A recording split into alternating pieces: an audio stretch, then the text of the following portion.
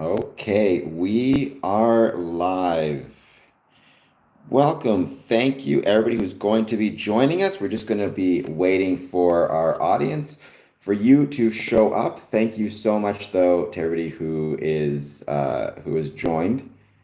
It is wonderful as always to have you. I'm back today to doing this on my laptop. Back today doing this on my mobile. After yesterday's kind of marathon live stream on the computer, I decided to return to this stream here. So thank you so much, everybody who joined yesterday. It was a blast. I really loved it. I had a great time, and I'm very happy to be back here today as well. Today, I figured we might talk about mindfulness. The reason being, I've got a interview coming up tonight. I'm going to be posting that shortly on my stream. I've got an interview tonight, which will be posted on Sunday.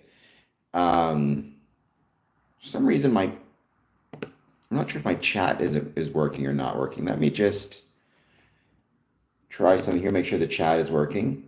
But yeah, I did want to talk today, as I was saying, about mindfulness, what mindfulness is, why mindfulness is important, and how I think mindfulness practices can potentially benefit our Masonic meetings and our Masonic kind of careers.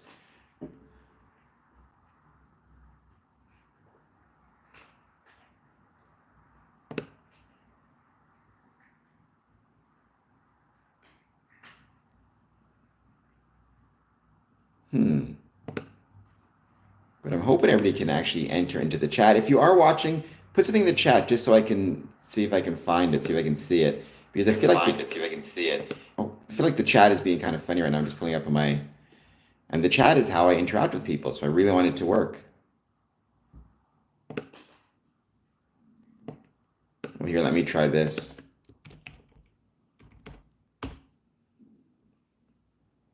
All right, well, at least it worked there when I said hello. I'm not sure why it seems to be not working well. All right, well, I'm going to leave it there for now. I had a great, as I was saying, live stream yesterday. I'm just going to invite a few people. Stefan Gavilis, I hope I pronounced that correctly. Welcome. Thank you so much for being here. I'm sorry, I have no idea what that says. Maybe I'll put it through Google Translate. But in the meantime, Stefan, I hope you will be so kind as to please hit that like button. Please hit that subscribe button. And let me know how you're doing. This is my Square and Compass Motion stream where I talk about Freemasonry.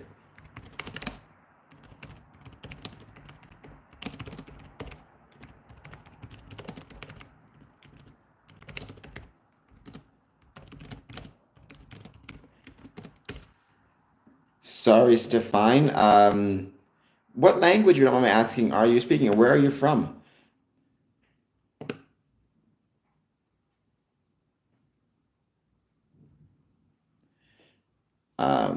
Because yeah, I do this stream every Monday through Friday at 1 p.m. Eastern, normally 1 p.m. Eastern, to chat about Freemasonry, including not only those things I love about Freemasonry, but also some of those things that I have concerns with or concerns about. Today is World Bee Day. I did not know that it was World Bee Day. I think you mentioned to me before that your dad kept bees as a hobby, if I recall correctly. Did he collect or harvest the honey from the bees as well? Because that's really cool. Hopefully some Masons know that and are commenting, because in the States, bees are a very important Masonic symbol. I'm not sure if that is also the case in other jurisdictions. It's not so much here in Ontario, but in the States, bees are a symbol of industriousness for Freemasonry. So that is really, really cool. Welcome, everybody. If you are just joining us, I hope you will be so kind as to hit the like button, hit the subscribe button. Let me know how it's going and anything you want to chat about when it comes to Freemasonry. Any thoughts you have, positive, negative, or neutral, I'd love to hear them. Like I said, the second hour, I am doing well, raised eyebrow. I hope you're doing well also. The second hour, I'm going to switch it over and talk about mindfulness techniques. If I can figure out how to spell mindfulness, there we go. Because I think there might be some value for mindfulness and Freemasonry. That includes things like breathing exercises, things of that nature.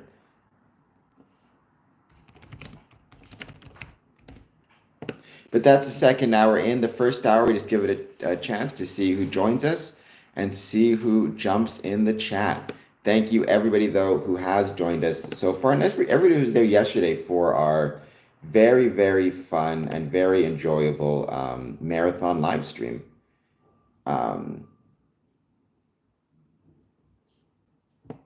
It was about 7 hours, but it was an absolute blast. Stefan, let me see if I can figure out what you're saying. Let's see if I can use the Google Translate. Maybe it'll let me write some stuff back. Who knows?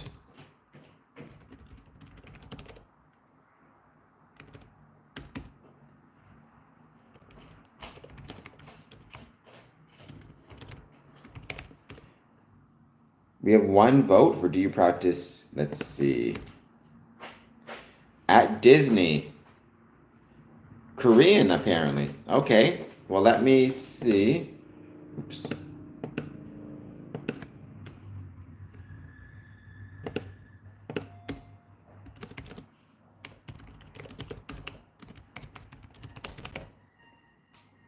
I'm going to copy this and put it in for Stefan.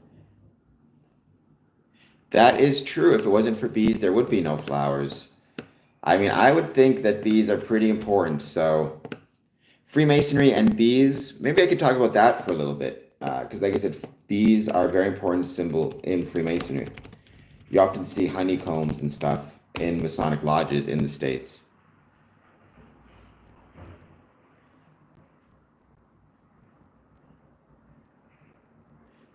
If it wasn't for bees, there'd be a lot of things. Bees are, I think, from what I understand, bees are not just helpful for flowers, but bees are also helpful for just the whole ecosystem in general. So thank you to all the bees out there. I hope you enjoy your day. And welcome if you are just joining us. I hope you will hit the like button and the subscribe button. Let me know how it's going and what it is that you want to chat about when it comes to Freemasonry. Any thoughts you have, positive, negative, or neutral, I would love to hear them. Please take a moment to hit that like button and subscribe button. And let me know, like I said, what, if anything, you guys want to chat about. This first hour is, as always, just waiting to see who joins the streams and what they want to chat about before we switch over to the specific topics. In the second hour, in this case, that specific topic is going to be mindfulness, what it is, how it works. Although since it is bee day today, maybe I'll talk a little bit about bees as well.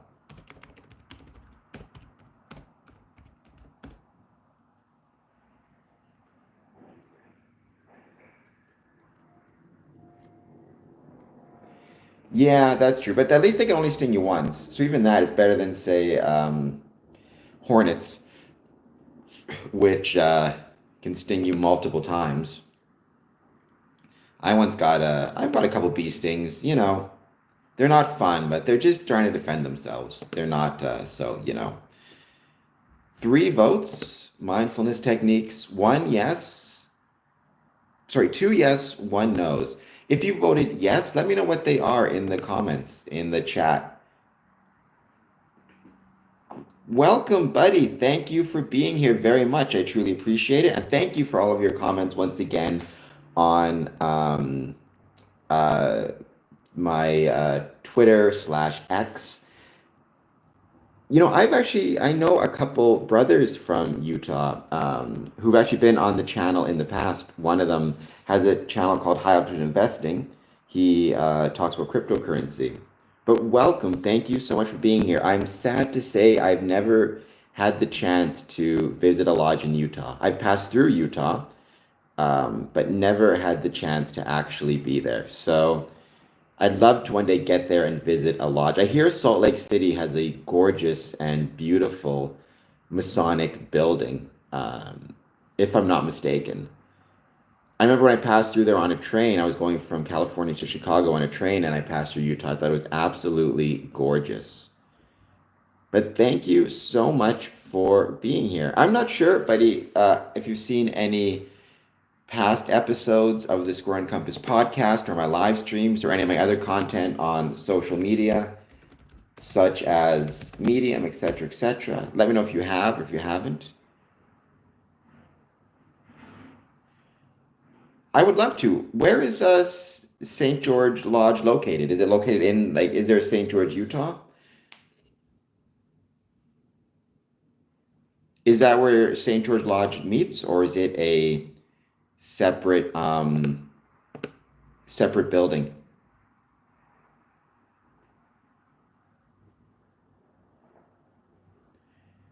St. George, Utah, southwestern corner of the States. I would love to. And by the way, let me extend the same invitation to you. If you ever find yourself in Windsor, Ontario, Canada, or for that matter, you find yourself in Detroit, Windsor Masonic Temple. It's a gorgeous Masonic building, and definitely worth a visit, even if it's a last minute trip. With the exception of this summer, there's almost always something happening at the building, a lodge meeting or a coffee club, and you're always welcome to join. Or you can always get in touch with me, and then I can meet you there and take you on a tour.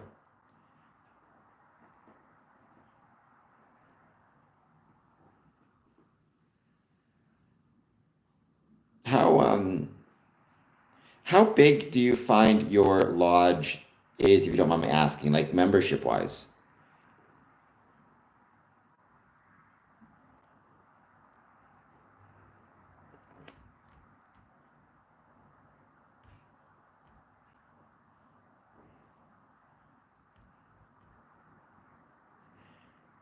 So yeah, well, so you're doing about the same as most places I find. Probably a little bit better, honestly.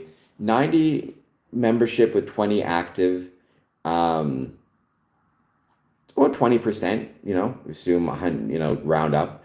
That's not bad at all, to be honest. It's pretty decent. I also very much appreciate the way that you differentiated between numbers on a roll and active level of participation, right? One of the things I've discussed a bunch in this channel is the necessity of, instead of focusing so much on increasing our membership numbers, the membership roles, actually focusing on increasing the engagement amongst the members that we already have, um, and getting them back out to lodge. Because I think if we don't deal with that problem, then to a certain extent, we're just filling a leaky bucket if we constantly focus on increasing our membership roles without making sure we have a system to keep them active and to get our current members active and engaged. But 20 out of 90 ain't bad at all, at least based on my experiences. Afrith is back. Hello, Afrith. I hope that you are doing well. Thank you so much for being here. I actually, buddy, wrote about this a little bit. I write about a lot of stuff on Freemasonry on my Medium page, and let me maybe see if I can't track it down, figure out where I wrote it.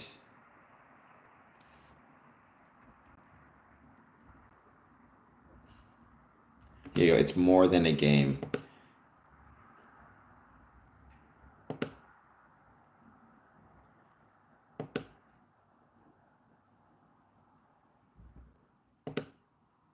Oops. I'm just trying to get the link to share with you, Buddy Cole. If it would let me, if it would load up. It's being very slow for some reason right now. Here we go. Copy link. All right. If you can see this in the chat, it's a link to a Medium article I wrote about increasing membership engagement and what that may look like and how we may go about doing it. In Freemasonry, it's about applying what's called gamification values to our Masonic experience. So if you can click on that link and you want to check me out on Medium, I hope you'll hit the follow button on Medium as well. But yeah, maybe check it out. Let me know what you think. Check out all my Medium articles I've written about Freemasonry. The most recent one I wrote was suggestion of starting a Masonic journal, what that can look like, what information to save within the Masonic journal, and prompts to get you started when it comes to writing the journal and how to write it and what are some things you can add into it. But it is, as always, wonderful to have you here. Wonderful to have everybody joining us. Give it a bit of time. We'll see who else joins us. The second hour is when I'm going to switch over and start on the main topic. Today's main topic is going to be mindfulness, embracing mindfulness in Freemasonry, and how we can use mindfulness techniques to assist us when it comes to our lodges. Because, just because, and Buddy may experience this, other people may experience this as well. What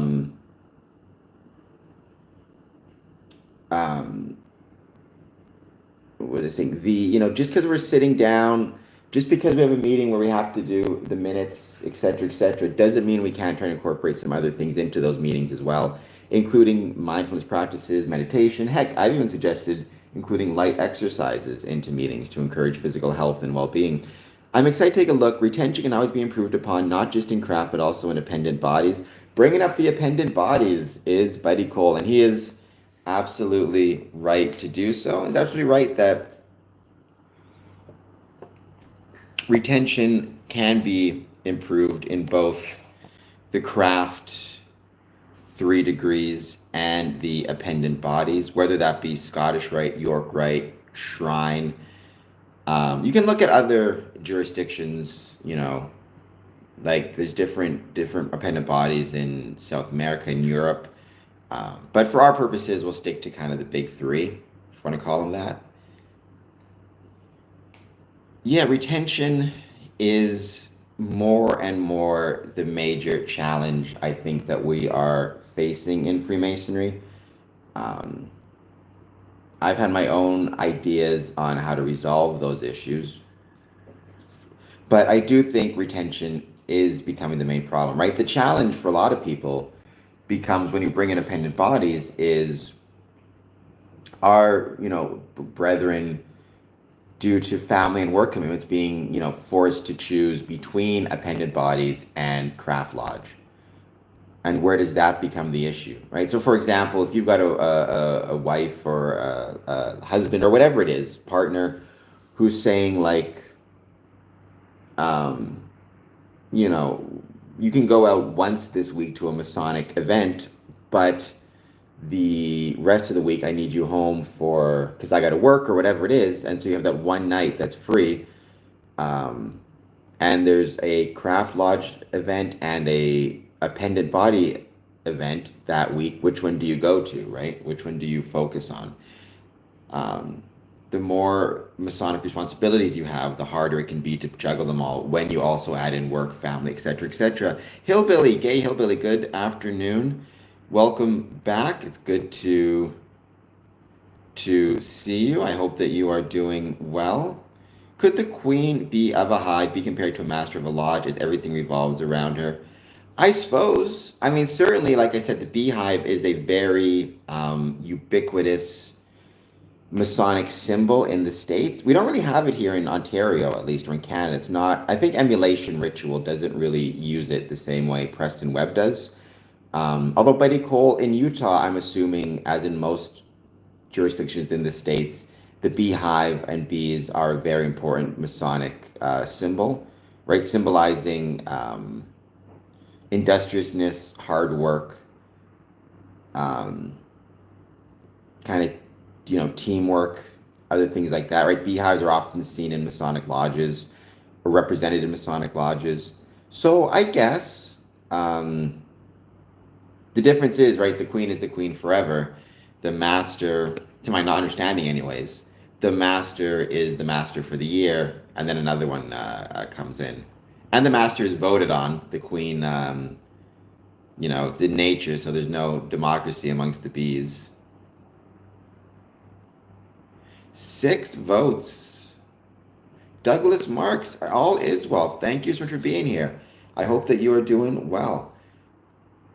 Happy Tuesday, everyone. I hope all is well. All is well. Oh, and by the way, you know, buddy Cole, I'm not sure if you heard above, but today is International Bee Day.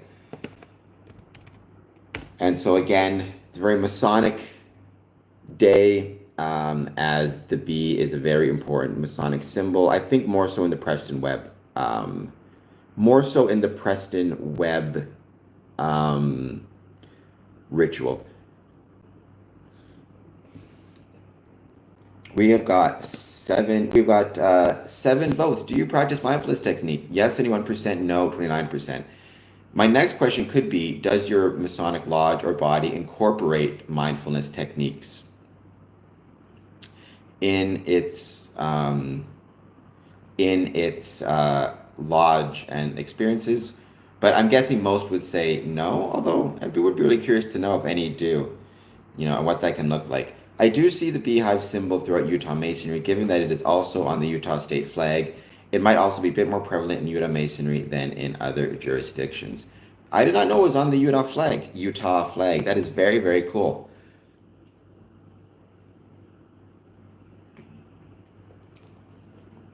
I'll have to check that out after. Yeah, one of my goals in my Masonic career, I've been a Mason since 2007, but one of my goals in my Masonic career is to visit one Masonic lodge in every state. And I think I'm at about 20 states so far. Even I'm Canadian, I'm from Windsor, Ontario, Canada. So I should also say every province also, but I think that would be really cool. You know, I understand, I don't, not to turn this into a political stream, but I do know some Canadian Masons right now, and some Canadians are hesitant about traveling to the States at the moment.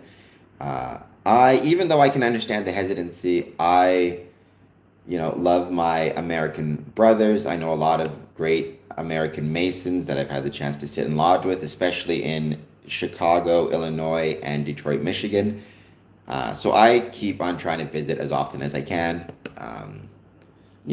Political situations change, but hopefully our brotherly love between Masons of the two countries will stick around.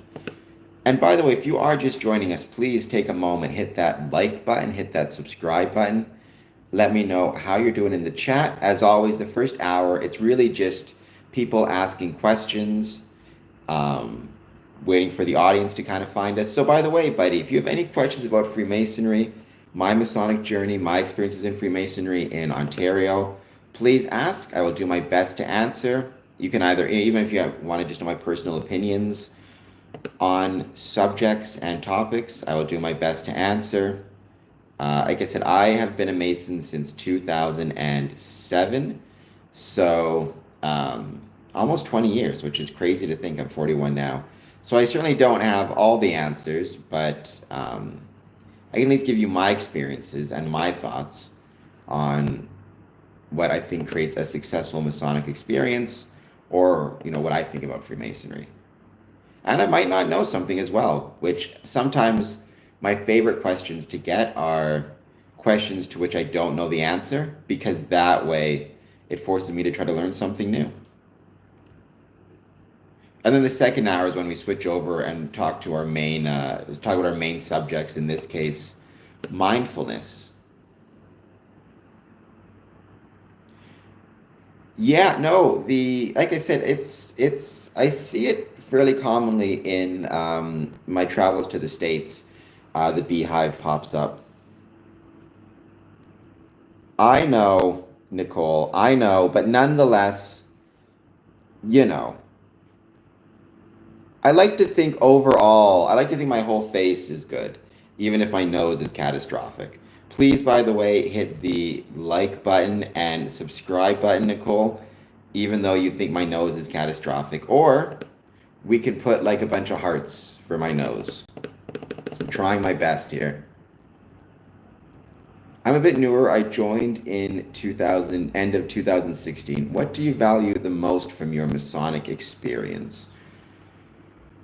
What do I value the most from my Masonic experience? I would say, and again, I'm going to revert back to my um, Medium articles. I wrote this, I believe it was 6 months ago or so. What I value most is the opportunity to try and make the world a better place. Right? I've said before that I think, there are, for every Mason, there's a different kind of thesis as to what Freemasonry is, as to what like the core belief of a Freemason would be. There's about 850,000 Freemasons in the States, give or take, and there are 850,000 answers to that question. But for me, the core belief in Freemasonry is that the world can be made better through the application of brotherly love, relief, and truth. And being a Freemason gives me the opportunity to fight for that better world, or to fight to make things better. There's a million ways to fight to make the world a better place, but Freemasonry is kind of the way I chose, and the way a lot of people have chosen. Um, the other thing I would keep in mind is, um, what I value most from my Masonic experience, outside of that opportunity to fight for a better world, is the travel I've done. I've said a bunch of times that the most important thing you can do for Freemasonry is to support your Masonic lodge by showing up as frequently and often as you can, which is true, I still believe. But the thing that you can do that will, from which you will derive the most value or the most enjoyment, is your travel. And I feel very lucky to travel to so many different places, primarily in North America, but whether it be Paducah, Kentucky, to watch a third degree in a barn, or Detroit, Michigan, or Glenview, Illinois, or Orlando, Florida, or Puerto Vallarta, and seeing what seemed to me at the time to be a questionable electrician trying to fix a whole bunch of wires in order to get the lodge lights to turn on, um, to St. Louis, to, oh my God, I can't think of all the places now. Los Angeles, San Francisco. I mean, it's one of those situations where I have so many amazing memories of my travels to all these different locations, and I value those memories quite a bit. So I guess that's what I most value. Um, I hope that that made sense. Buddy, if you want to let me know, um, if you want to let me know, maybe even since you joined, you said 2016, what it is that you most value about Freemasonry thus far, I'd love to hear the answer. It is interesting, Rondo, how Freemasonry utilizes the hive symbolically. Oddfellows and Freemasons share a pretty strong bond. Oddfellows was kind of formed out of Freemasonry. I think the founders of Oddfellows were themselves Freemasons. So it would not shock me at all if there are parallels between the ritual and the symbolism. I know a little bit about the Oddfellows. I'd like to learn more. It's on my list of things I want to learn more about. So hopefully I can learn more about them soon. Because I know a few Masons who are themselves Oddfellows. By the way, if you are just joining us, please take a moment, hit that like and subscribe button. Let me know how you're doing, and let me know what it is you want to chat about. We'll be talking about mindfulness soon, but I do want to give it a bit more time to find the audience. Maybe anybody else wants to talk about my nose, as Nicole did. I know it's catastrophic, Nicole, but I'm trying my best. It's my dad's fault. My dad's genetics gave me my nose. But we are going to talk about mindfulness, because I have an interview coming up today at 4 p.m. my time with a representative of Core Power Yoga. they're going to be talking about, there it is, it's actually backwards, but the camera. They're going to be talking about mindfulness and how we can, in Freemasonry, maybe incorporate mindfulness into our meetings, into our lives. Maybe even, we could start our Masonic meetings with breathing exercises or some type of gentle yoga, something like that, or even do it separately. Go back to coincidence. Cameron's grandfathers, one in England, one in Canada, were both masters of respective lodges at the same time in 1974, 9 years before Cameron was born. That is right. I always thought that was a really cool coincidence. The world is funny that way sometimes in terms of how it seems to sometimes drop these little hints. Isn't there a state called the beehive state? I don't know. Let's check. I'm curious about that.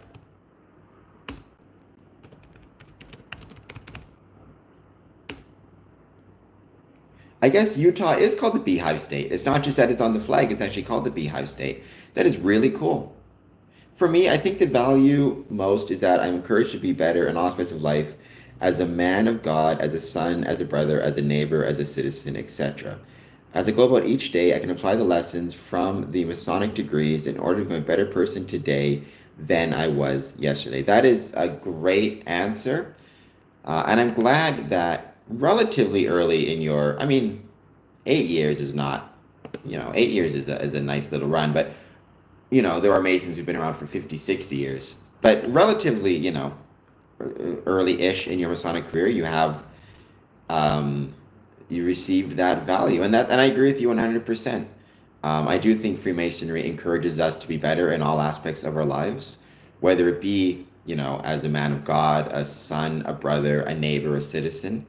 I love the fact that Freemasonry encourages being of a good citizen, which I think we need more of in 2025. So I think that's awesome. As I go about each day, I can apply the lessons from Masonic degrees. That is very true as well, and that is a very valid point as well. It's not just about living your Masonic degrees when you're in lodge. It's about applying the lessons from those degrees when you are outside of lodge. So I 100% agree with that. And I think that's a really good answer. What would you say? I'm sorry I didn't make you, type a bunch of stuff. Maybe have you on the podcast one day if you ever want to do an interview. What would you say is the biggest challenge facing Freemasonry in your? I mean, you can give this like a global answer if you want, in a sense, or you can talk about what you think the biggest problem facing Freemasonry just in general is, or if you want to be more specific, the biggest challenge facing Freemasonry in your jurisdiction. What do you think that might be?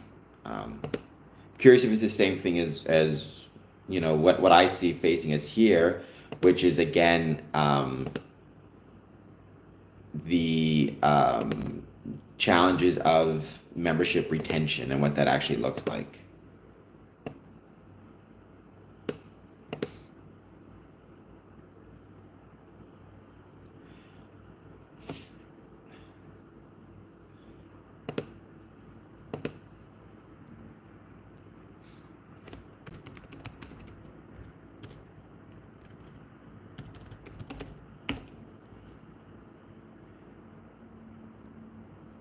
Going to give it a little bit more time, see who else jumps in. As always, this first hour or so really is just a chance to chill out, hang out, see who joins. And then the second hour is when we start talking about specific topics. In this case, that specific topic is once again mindfulness, what it is, what it looks like, and what it can look like in a Masonic context, or how Freemasons can incorporate mindfulness practices into their meetings or into their special events.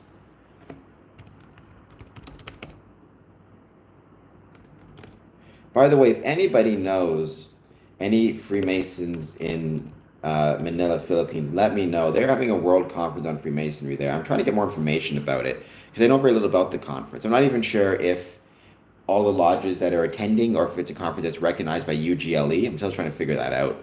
I've just started looking into it now. It's happening in like 3 weeks.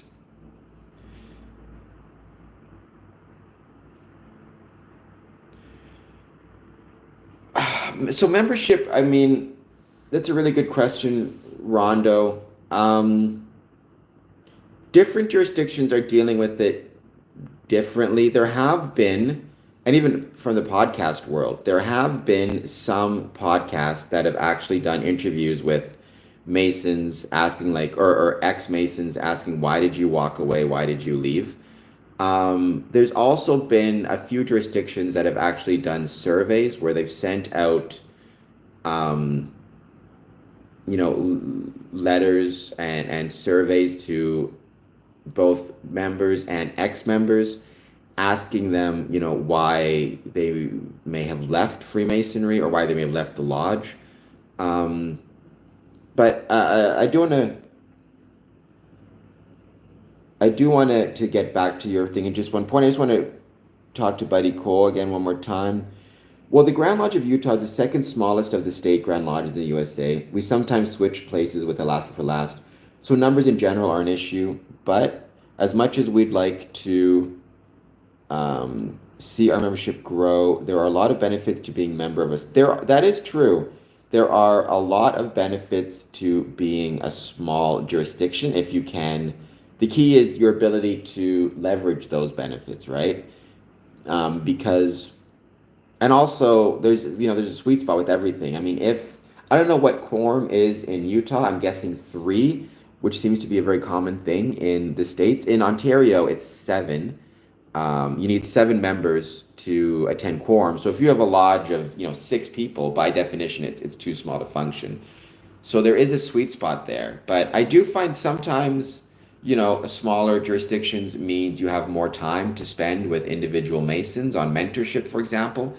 It gives more people a chance to speak and be involved more directly. It gives you an opportunity to become an officer more quickly. It allows more intimate lodge atmosphere, which can increase brotherhood. So there are definite benefits to a smaller jurisdiction. There are also drawbacks. Smaller base of income, more difficult time maintaining your buildings, like in Salt Lake City, if you don't have the revenue from dues. Potentially, reduced options for an officer lineup, which means you then have to rely on officers, repeating chairs over and over again.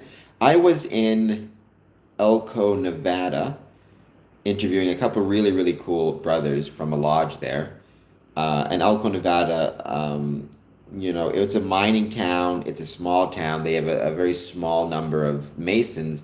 And whenever they would bring in new Masons, they'd always end up being, forced to leave the state by work because they all work for mining town. And the mines would send them, wherever the mine wanted to send them. And, they were small numbers meant you had officers staying in chairs 4, 5, 6 years, which created its own strains. Benefits and drawbacks. But there are, I do like the fact you point that out. And it is one of those things where, yes, a smaller lodge has its drawbacks, but a smaller lodge also has significant benefits that shouldn't be ignored. Going back to what Rondo was saying, if a running joke here in Utah, if you're a Utah Mason, the good news is that GM knows your name. The bad news is that he has you on special. Pakazika, do you love Israel? I'm going to answer that question in just 1 second. I'm actually a member of a lodge in Israel, Lodge Holy Land, number 50. But I'm going to talk to you more about that in just 1 second. Rondo Ellsworth. I did want to mention, though, there is because you talk about, do people just stop coming, or have you gotten, eggs interviews reason? See, I like the way you say that, because to me, I am not concerned necessarily with, and this is one thing I've noticed that I think a lot of Grand Lodges are making a mistake with, certainly some in New England. The focus is on those people who join and then demit and leave Freemasonry altogether. Those I'm not too concerned with, because I feel like they probably were not getting out of Freemasonry something they would enjoy anyways. So why, kind of chase them? What concerns me is those people who remain members, who are, active as members, but so who remain members, who pay their dues every year, but you never see them. They never show up.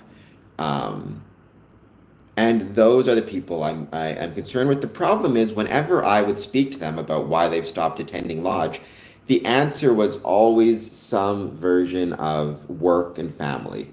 Um, they never expressed that, they were upset with Freemasonry or didn't like Freemasonry or were angry about Freemasonry or didn't like the lodge. They would always just say, well, work and family and I'm too busy. Now it could be that the truth was actually they were upset or angry about something but didn't want to say it.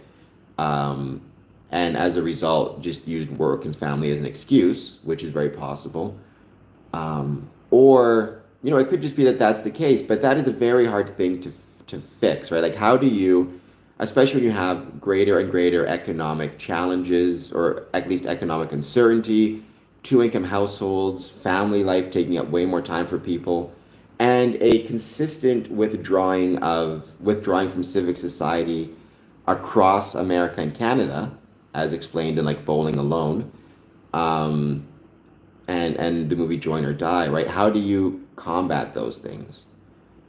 You almost have to take people not at their word. Because if the truth of the matter is people are just too busy with work and family to dedicate themselves to showing up to lodge once, twice, three times a month, um, are they then, there's very little Freemasonry can do about that, opposed to doing things like providing childcare in lodges.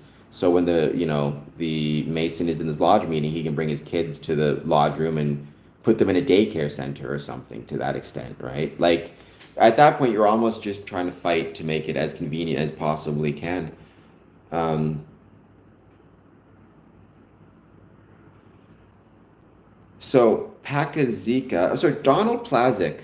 The purpose of my book and these videos is to dispel both religious and worldly illusions using psychology, philosophy, and transparency. Sorry, Donald Plasik, I hope I pronounced that correctly. Thank you for being here. I'm not sure you've been here before. I hope you would be so kind as to hit the like and subscribe button. Let me know what book it is to which you're referring, um, and videos. Our lodge members who wish to leave ask for demit. Is it the worship master nice inquire? A demit is granted. That's true. Well, it depends if they are demitting in good standing and bad standing. But again, the demits don't concern me as much as the people who remain members but never attend, or so rarely attend it might as well be never. That is where I get concerned. Um, so Pakazika, do you love Israel? What I will say is I love the Masons in Israel. I love my Masonic brothers in Israel as I love my Masonic brothers everywhere. Whatever the situation is in the country politically, I never want that to affect my view and my love of the brothers that are there. And that's true across the board. I talked about this with John J. Meeks, Brother John J. Meeks. He pointed out, I don't, he went to visit the Grand Lodge of Russia for a special event they had last year in 2024, and he said, look, I'm not going there because I support or have any, support or don't support. I'm not going there as it relates to, Vladimir Putin or my thoughts on that. I'm going there because I love my Russian brothers and I want to show them support, as he loves his Ukrainian brothers, right? The example that sometimes is given, and I know that this is kind of a loaded example to give. I'm not trying to make any comparisons directly, but I'm just saying, the in World War II, previously before World War II, the United Grand Lodge of England Freemasons stopped recognizing Freemasons in Germany, who were under, at that time, right, the rule of Hitler. And what happened? Well, Hitler rounded up all the Freemasons in Germany and put them in concentration camps. So it's not as though failing to recognize or failing to support um, brothers in Germany made any difference at all or made anything any better, right?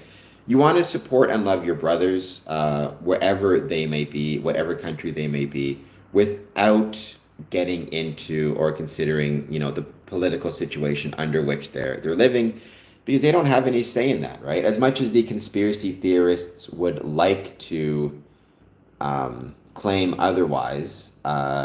Freemasons don't run governments, we don't run the world, and we don't get to decide kind of what happens with any country's policies or decisions. Um, so what I will say is, when you say, "Do you love Israel?" I love my Israeli Masonic brothers. That's who I love. Um, Square and compass is the key to unlock enlightenment, and the occultist is here as well asking. I mean, there are many ways to unlock enlightenment. Honestly, what I would say is the biggest way to unlock enlightenment is hard work and dedication to whatever you do. You can receive enlightenment, in a million different ways. For me, because of my personality and just my history and a lot of different things, I find enlightenment through the square and compass, or more in general, through Freemasonry. Other people may find enlightenment through completely different ways, and that's perfectly fine as well. But for me personally, I do believe the square and compass is a way to unlock enlightenment. Chuck Swindoll Jr. So Donald Piaskic, I hope I'm pronouncing that correctly. I'm very sorry if I'm not. I hope you'll hit the like and subscribe button. I'm kind of curious. I'm going to look up this Chuck Swindoll Jr. character. I've not, I believe, heard of him before. Looks like he's a pastor. Um, 90 years old. Insight for living. Okay, I mean, I will. Does he talk at all about Freemasonry ever? I'm just curious. Or is it just focused on biblical teachings? And thank you, everybody who is joining us. Thank you, everybody who's hit the like and subscribe button.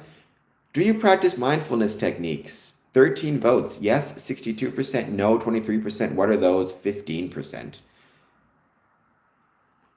Okay, so what would you say is the truth?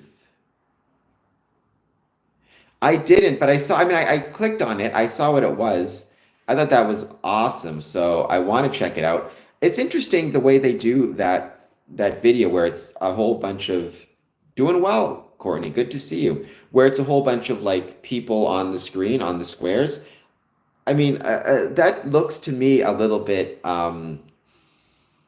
unwieldy to host I find it challenging just to do an interview one-on-one. Never mind doing this full thing, but it'd be really cool to check it out. Simple breathing techniques are very effective. I agree. As someone who has a temper that can sometimes get the better of me, breathing techniques are incredibly valuable and incredibly useful. I hope that everybody is doing well, though. Please take a moment if you're just joining us. Hit the like button, hit the subscribe button, and let me know how it's going and what it is that you want to chat about. As always, the first hour is just general topics and finding the audience. The second hour is more focused on specific topics. In this case, mindfulness, what it is, and how we as Freemasons can potentially incorporate these techniques into our meetings. Because, just because you have a meeting and you have your set agenda doesn't mean things can't be added, things can't be changed, not even changed, but things can't be added or other practices can't be incorporated. There's a lot of different ways to do it. You could even maybe bring somebody in to engage in a mindfulness practice with you through, you could do it through going from labor to refreshment, for example. Any famous Freemason poets or authors? Well, the most famous Freemason poet would be Robert Burns, brother Robert Burns. Without a doubt, he would be the most famous. And many lodges every year celebrate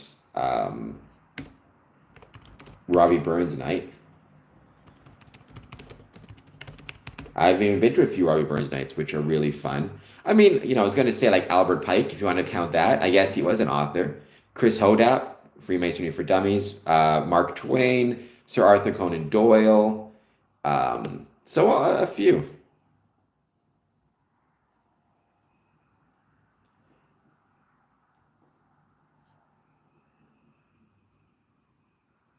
Member retention question again. If a member who leaves the organization gives you their honest assessment, does it become a data point within a spreadsheet, or is the reasoning actually considered?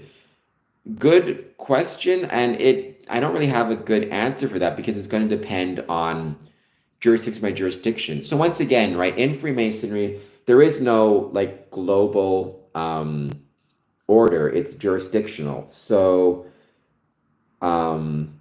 California is a different jurisdiction than Texas, is a different jurisdiction than Utah, is a different jurisdiction than Ontario, than Manitoba, and every lodge itself is to a certain extent an independent body. So what that kind of means is, hopefully, if a lodge is being smart and trying something, what they can do is they can call a member who leaves, ask why they leave.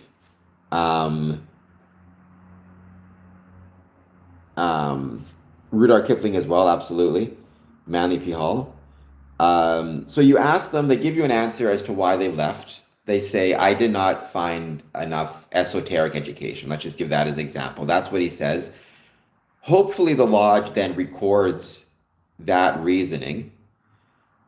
And then it would be up to the lodge to decide if it wants to share that data point with either its Grand Lodge. And then if every lodge does that and shares that data points, maybe they'll see patterns emerge. 90% of the time, brothers who left, the Masonic Lodge said it was for this reason, or 95% of the time was for this reason, right? But that really is up to the lodges themselves to maintain that information and share it, or for the Grand Lodge, the jurisdiction that oversees Freemasonry in that area, to actually step up and ask about those, to do some type of program where they reach out and collect this information and then share it. And it has happened in jurisdictions. I believe, and I've actually done oh my God, I can't think of where it was now. A few years ago, I think it was Massachusetts. Did that, where they reached out to Masons who were active, who were inactive, asking them, who had left, who had stayed, and asking them about, okay, why did you leave? Most jurisdictions are good at collecting basic data of how many members do you have, how many show up regularly. Actually taking the time to gather information about why brothers are walking away, either altogether demitting or just not showing up. Collecting that data and then sharing it is, honestly, more jurisdictions need to do that. And simply aren't, unfortunately. Does mindfulness mean you don't have a mind? Well, I don't have a mind, and look at me, I'm doing great. So there is that to keep in mind. So I hope that answered your question, Rondo. There have been some groups, some jurisdictions that have been really trying to gather that data. Then it's up to them to share, right? To share with their lodges, especially. You would learn a lot, working as a probation officer. I mean, sure, yeah, Freemasonry comes into it, right? When you're spending so much time dealing with Freemasonry and dealing with your Masonic experiences, then, you kind of incorporate Freemasonry into everything. Like, I can't watch a TV show without looking for Masonic symbolism in it, right? And certainly, I tried to apply certain Masonic teachings to my time as a probation officer, things like charity, temperance, our Mosaic pavement lecture, excuse me, all of those things I try to apply.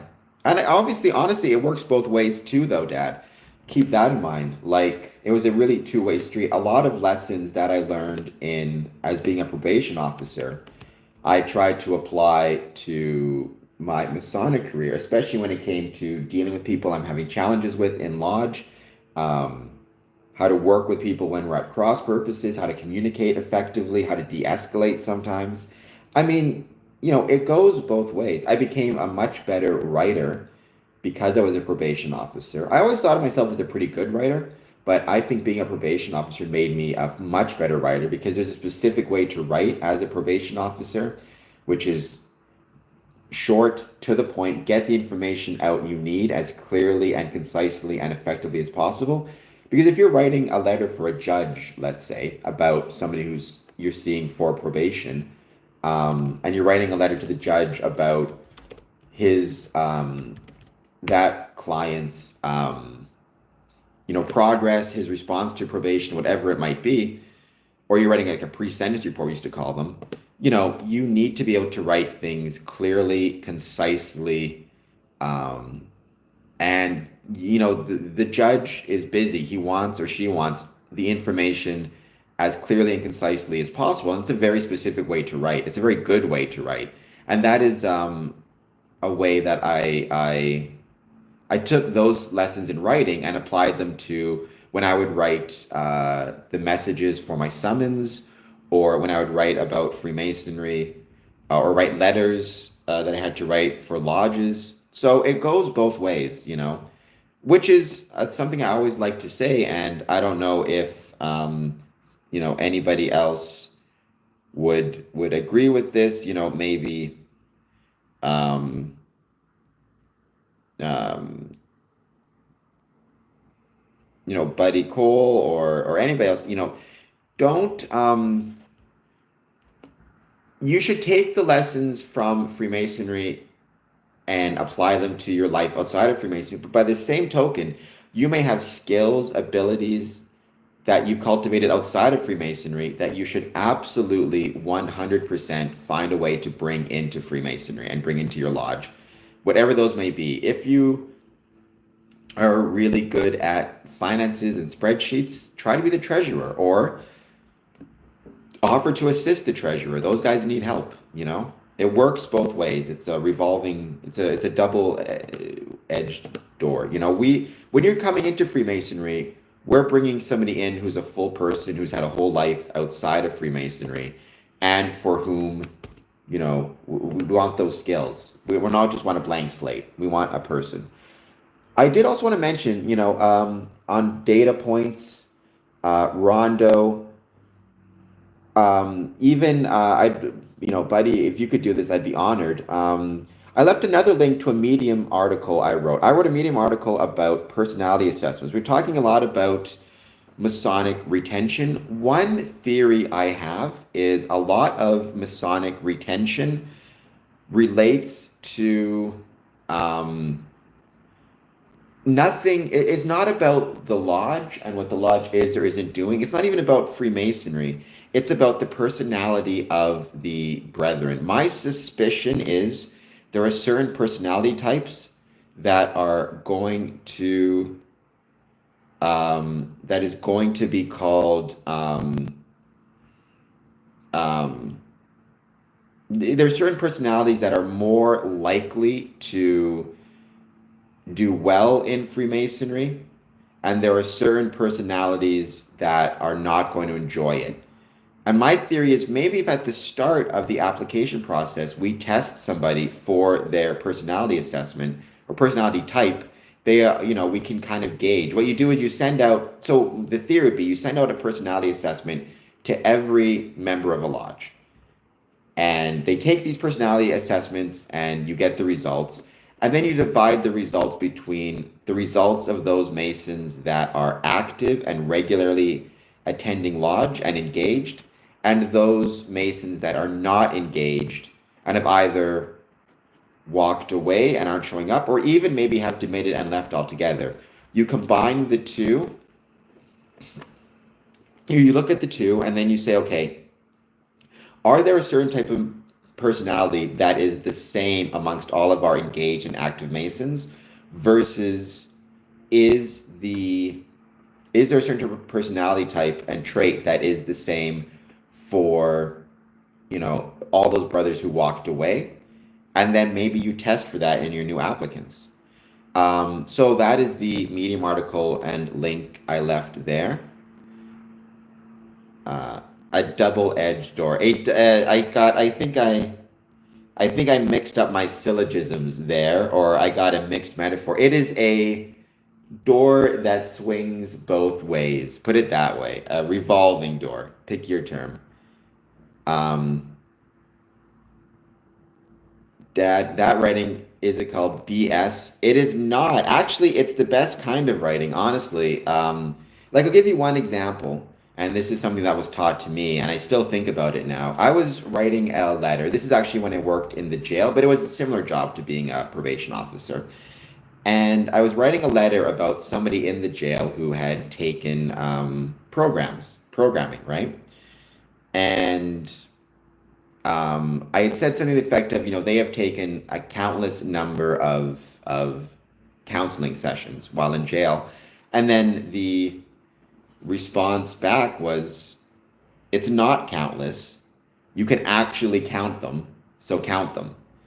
So then I, went and counted it, and it was like 35 or something. I forget the number, but I put 35 or whatever it was. But that always taught me a very valuable lesson. It's like, give the information, nothing more, nothing less, right? Don't use metaphor, don't use simile.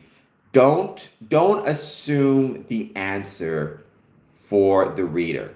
Provide the information and let the reader make their own decisions, which is honestly, I think, the best writing advice I can give in life. If I'm, because it was right. It wasn't, I was trying to give the conclusion for the judge. I was telling the judge, look how amazing this is, right? It's up to the judge to determine whether something is amazing or not. That's not my responsibility. My responsibility is to give the information and let the judge make his or her decision. And so, and then I just, from there on in, it was very concise facts and allow those facts to speak for themselves. If the client, the criminal, pick your term, did take a lot of counseling sessions, then the judge will be able to recognize that from the information I'm providing. But it's not my information to provide the conclusion, it's my information to provide the information. And that's true for Freemasonry as well. When you're writing your, if you're a master and you're writing your remarks for your lodge, and you want to say something to the effect of, you don't need to say we had a terrific month in April. Just say, we had 3 degrees, welcomed 2 new members, and had a fully attended mentoring session. And then let the people who read that understand and come to the conclusion of how great it was. That's just a lesson I picked up. So honestly, it's the best way to write. Provide the information and allow the reader to determine the conclusion. It's what I try to do when I'm writing for Medium. It's the same idea. Most of the application or lodge know a Freemason. That's almost always the case. It's almost always they know a Freemason or it's a family tradition. Have you heard Douglas Marks? Have you heard I have heard about the new Kanye West song. It makes me very sad. For many reasons, and not the least of which is that as someone who is a Freemason and has no legs, Hitler would be throwing me in the camps, as with Jewish people, obviously, and so it makes me very sad that there's a song like that out there in the world. And this is probably getting a little bit meta. Rondo, don't editorialize. Absolutely, don't editorialize. It's not a good thing to do. Because people will understand that you're editorializing it and will respond negatively to it. So, and then they're more likely to go the opposite way that you want them to, because it's like, you can't tell me what to think. So, just provide the facts. You can, maybe try to provide the facts in a certain way, but even then, that can become very dangerous because if they catch on to what you're doing, that'll cause problems as well. Just clear, concise, direct. That is the key. Stephen King said one of the best pieces of writing he ever got, one of the best pieces of advice he ever got was your second draft should equal your first draft minus 10%, which is another way of saying, usually what adds words, what adds length to a piece, to a work is editorializing, adding unnecessary adjectives, adding unnecessary adverbs, as opposed to just providing the info and letting it speak for itself. Um, so yeah, going back to the Kanye West song. And by the way, I do think Kanye West, like I liked a lot of his stuff years ago. All of the Lights, I think, is a great song. I do. I'm trying to think of how to say this in the right way. I'm probably going to say this wrong, and if I do, I'm sorry. I wish that people, not just Kanye West, but people like Kanye West, that I do believe there's mental illness at play, and I do believe that there is um, sadness and a lot of things at play in there. I wish that he had around him and all the people who share these kind of ideas had people around him who actually cared about him and wanted to see him get better and tried to support him as opposed to people around him who seem to just want to get money from him or use him to get, clicks on their videos or take advantage of kind of being in his presence to further their own ends. And maybe if Kanye West was a Freemason and had brothers in his life, he would not have felt the need to kind of run into the embracing arms of neo-Nazis and Nazism, and actually had a more productive group of people around him who could tell him, A, we think you have problems with mental health and you seem to be really struggling, and I think you need to take some medication and do this and do that and try to care about things, and support him as a brother, as opposed to what I think happened, which is as he was getting more and more mentally ill, more and more people started to surround him who were just interested in using him to get clicks, um, and get more money and get fame and whatever it is, or advance their own agenda. I think some Nazis are around him now, cheering him on. If that makes any sense. And I think that's why Freemasonry is so important. That's one of the reasons why Freemasonry is so important. Um, you need to you need groups like Freemasons who are dedicated, whether they always succeed or not is a whole other can of tuna. And I'm not saying they always succeed by any means. I think oftentimes we are not successful, but groups like Freemasonry and Freemasons that at least try to move the world in a direction of being better, and try to catch people, especially brothers, who may be um, falling down rabbit holes to stop them, to provide a safety net of support for those who may be looking for support in bad places. I think it's a lot of different factors, Spirit. I don't think you're not wrong. I think part of it is a desire for attention. He's, an artist. Sounds to me like he has, again, I don't know him at all. I just know some of his music. It seems like, based on what I've seen, he desires attention. He seems to equate attention with success. The more people are watching him, the more successful he seems to view himself as. Whether they're watching him for good reasons or bad, or watching him because they love him or hate him, I don't think he seems to care that much. He seems to, but I also think there's a mental health issue there. It seems like, I do think he's ill. I think he's an addict as well. I think he's admitted to being an addict. So I don't know. I mean, the whole thing just makes me sad. It makes me sad that he put out that song. It makes me sad that there are people singing along to that song and quite loudly and with their chest now, saying those words, including the N word. Um, it just makes me very sad. And, I do sometimes worry about the direction the world is going, not just Kanye West, but I hope that, maybe Freemasonry can not just be for people, but for the world, some type of safety net that maybe stops this slide into some very bad places from happening. And if not, at least tries its best, because that's all you can do at the end of the day is try your best. And if you fail, you fail. But at least Freemasons can say we tried to make the world better, or try to keep the world from getting worse, however you want to define it. Um, but yeah, I guess that's my thoughts on that. Ryan McKee, thank you, Ryan. I appreciate that very much, and it's wonderful, Ryan, to have you join. Everybody who's watching, please take a moment, hit that like button, hit that subscribe button. Let me know how you're doing. We are going to start on our topic today, mindfulness, what it is, why I think it's important, and why I think Freemasons can potentially embrace mindfulness as a practice. Although I did want to mention Buddy Cole, I wholly agree about bringing skills from outside Masonry for my work. One of the skills that I've had to develop is policy writing. I translated that into updating how our bylaws were formatted. Um, yeah, no, and Buddy Cole, you're absolutely right. I think in some there can even amongst Masons, sometimes there can be this weird attitude almost of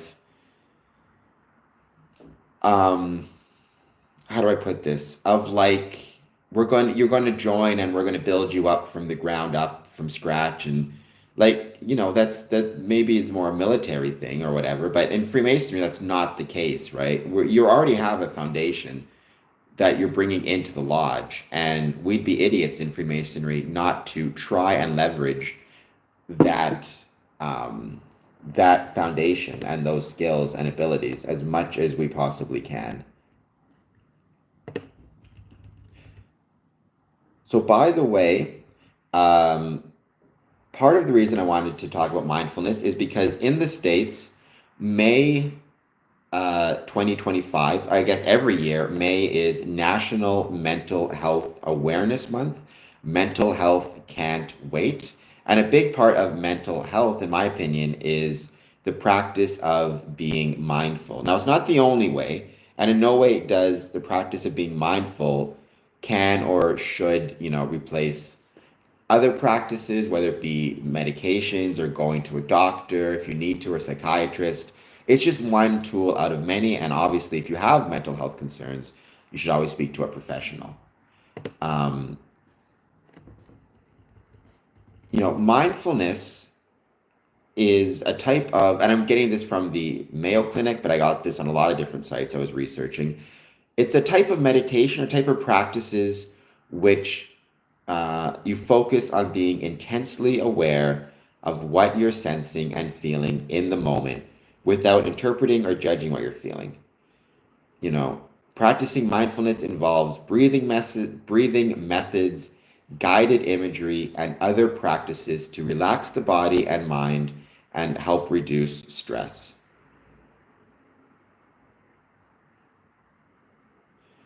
Well, yeah, I mean, there's always going to be white lies. There's always going to be, I mean, it's not, editorializing isn't lying, it's adding your own views where they're not required, right?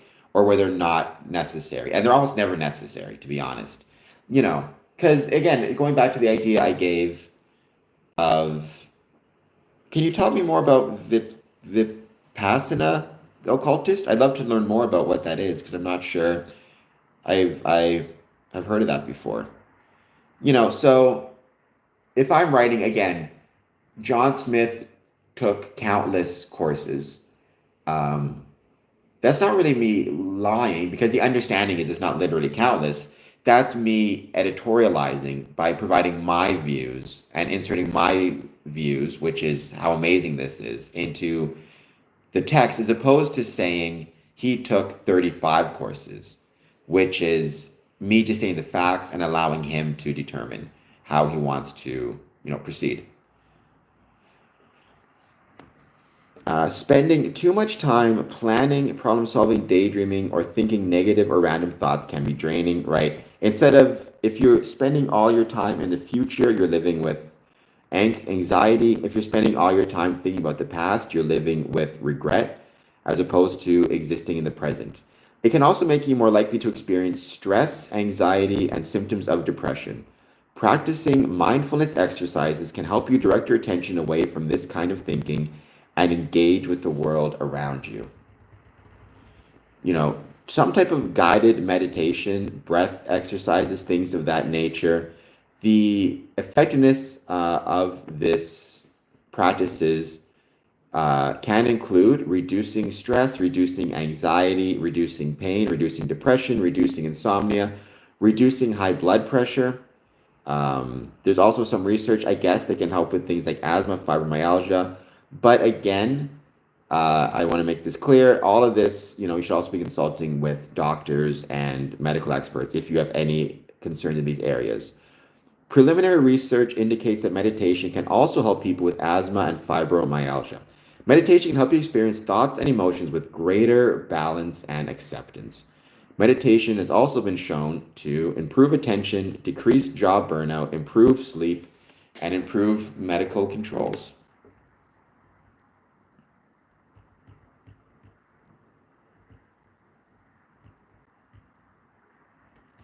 So one of the things, people may think of meditation and breathing exercises as being long, involved, engaged. Freemasonry, the Freemason 15 is real. The Freemason 15 is 100% real. And we have all experienced it, believe me. People have this tendency to think that when it comes to breathing exercises or meditation, it's an hour long thing or 30-minute long thing. They don't realize that mindfulness techniques and practices, these things can be a part of for example, a Masonic Lodge meeting. Like when you are starting, let's say you start your meeting at 7:30, spending, going from 7:30 to 7:32, even 7:31, doing a 1-minute breathing exercise to start the meeting can be incredibly helpful for everybody there, reducing stress, creating a more relaxed environment, reducing blood pressure, all of that type of stuff. And, the benefit of doing it in lodge is it kind of forces members to do it, forces members to try it out. And if they enjoy it, they may then want to take it back home with them and try it back home, as opposed to, because again, if maybe Mason John Smith, his doctor has told him, like, you need to practice some breathing exercises regularly for your hypertension before we start medication or whatever it is. If John Smith is at home by himself, he may think, I'm going to start it, but never get around to it, procrastinate, put it off. If he's in lodge and the worshipful master says, we're doing this, we're all going to do a breathing exercise for 1 minute, then he kind of has to do it, and it forces him to try it out, and maybe he'll end up really enjoying it. Who knows? There are things like box counts, right? Breathe in silently through your nose for a count of 4. After breathing in, hold your breath for a count of 7, and then breathe out forcefully through your mouth for a count of 8, making a whoosh sound as you let the air out, right? Go back to step 1 and repeat the process 3 more times. You can do alternate nostril breathing, which is actually something that I just practiced today with Core Power Yoga, right? Nostril breathing is based on yoga breathing practices. It doesn't mean you need to do yoga to try it.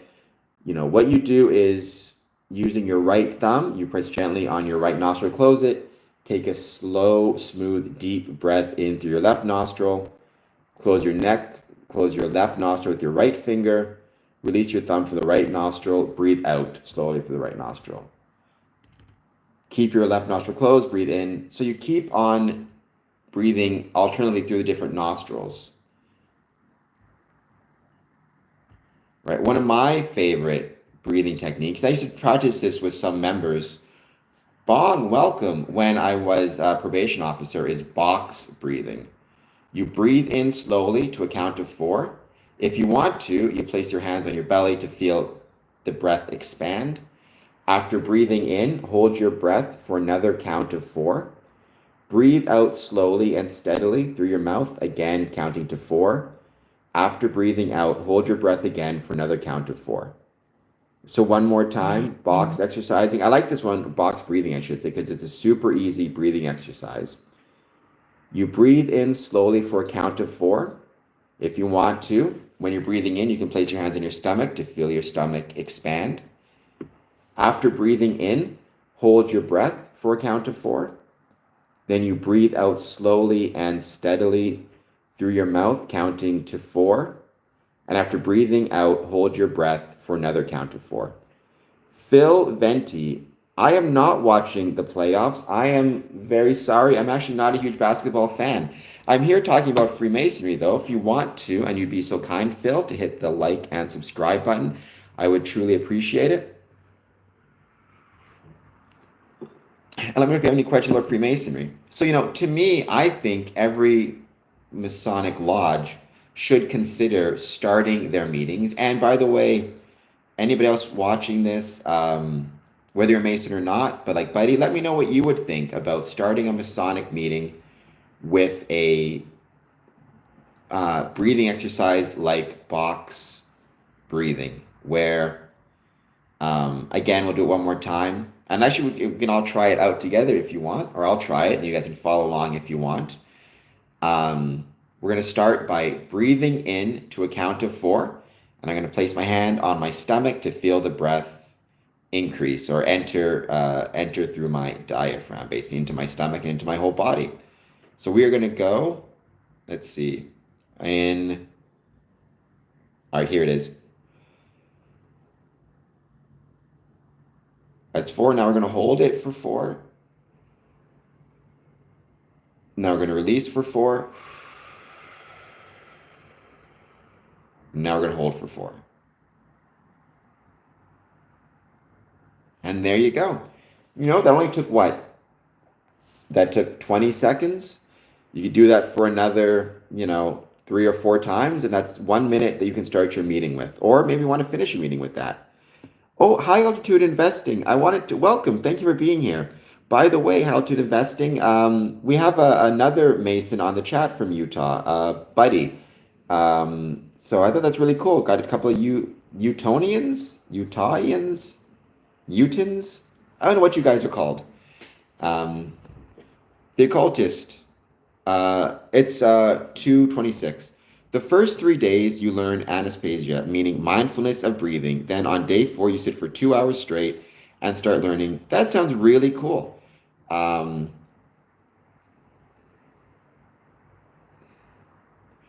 That seems really, really cool. Thank you for sharing that, Occultist. I'm going to look that up. Buddy Cole. Yeah, there's, a lot of different options you can have outside of that as well. You can, and as a lodge, it sounds intense. One of the really fun things that you can do with this is maybe you can create outings and stuff where you're doing stuff outside of your lodge. I have no idea how to pronounce Utahian. So for example, practice breathing techniques, again, box breathing to start or end a meeting. You could do some very basic yoga or stretching. You could probably even bring in somebody on like a Zoom call who could engage the membership with some basic yoga. Again, stuff they can even do in tuxes. So basic stretches, like, stretching this way, stretching this way, encourage the Masons to create a Masonic journal where, and again, I have some different prompts that I've suggested for people where they can start a Masonic journal where, aside from keeping track of the more obvious things, like dates and times of meetings, who was there, what happened there, what they enjoyed, you could also create a Masonic journal, which is a mindfulness practice, where you could talk about, for example, I just want to pull it up in just 1 second. And again, this is a mindfulness technique. This is also a mental health technique. Wow, my medium is being really slow right now. Come on. Oh, here we go. These are some techniques, right? What are 3 things about Freemasonry that you love and would not ever want to change? What are some things that Freemasonry does not have and which you are grateful it does not have? If you had the chance to adjust 3 things about your Masonic lodge in particular, what would they be? What are the reasons for your choices? What steps can you take to make those adjustments possible? For every challenge that Freemasonry is facing, many Freemasons are working hard to overcome those challenges. Find at least one positive effort, breakthrough, or solution to a Masonic challenge. If you feel stuck in your Masonic career, what is one small action you can take, no matter how insignificant, that could open a path forward and make you feel less stuck? What is something you do that makes you feel bad about your Masonic experience? Is there an opposite action you can take to make you feel good? When was a time you felt completely refreshed within your Masonic experience? Which brethren were with you? Is there anything about that time that you can recreate today? Write down 5 cool Masonic experiences or accomplishments that bring you a sense of pride. What is it about those experiences or accomplishments that bring you that sense of pride? How can you work those experiences into your day-to-day Masonic life? What is something that you used to struggle with Masonically that you no longer struggle with? Have you rewarded yourself for this success? If you haven't, what could you do to celebrate? Think of a time when a brother Mason impressed you in some way. Now flip it. What if you have impressed your brother Mason without realizing it? What is it about others that you would or should find impressive? What is it about you that others would or should find impressive? So maybe, Teddy Mason's watching this, buddy. High altitude are Utahns.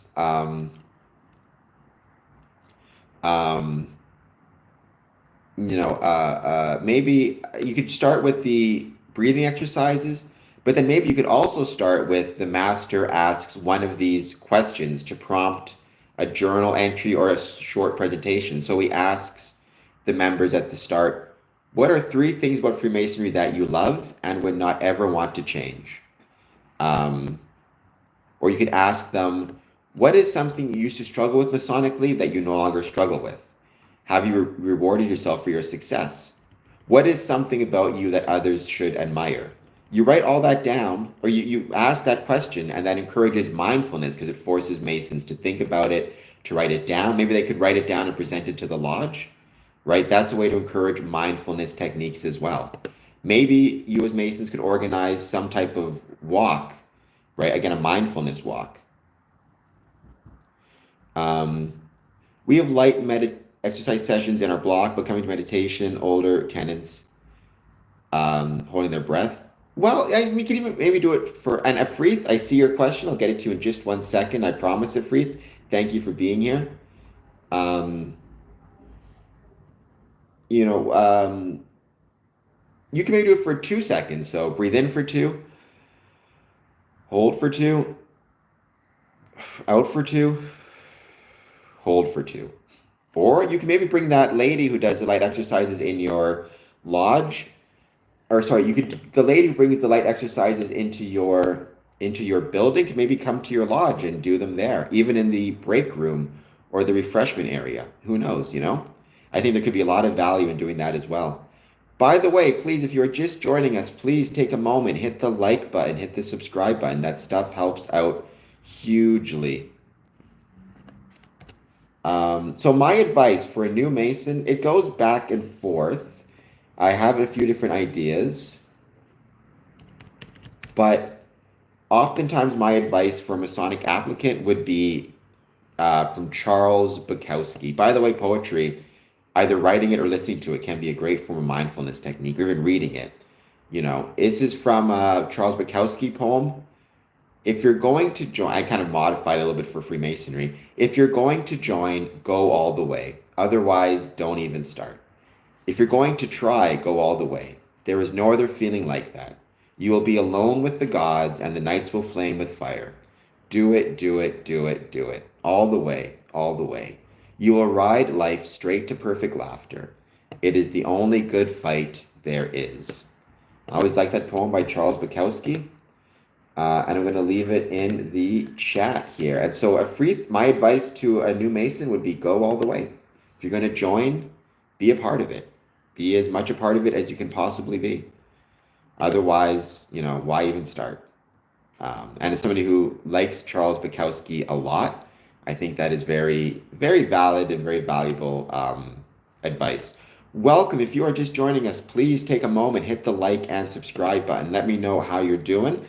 And let me know if you have any thoughts on Freemasonry. And I agree with you, buddy. I think those would make absolutely great prompts for Masonic education. Maybe the worshipful master could do a thing where every day or every meeting, I should say, he asks that question, and then you kind of move it forward. So, at the June meeting, he says, okay, the prompt I'm going to ask today is, what are 3 things you love about Freemasonry? And I'd like someone to present on that topic in September at the next meeting.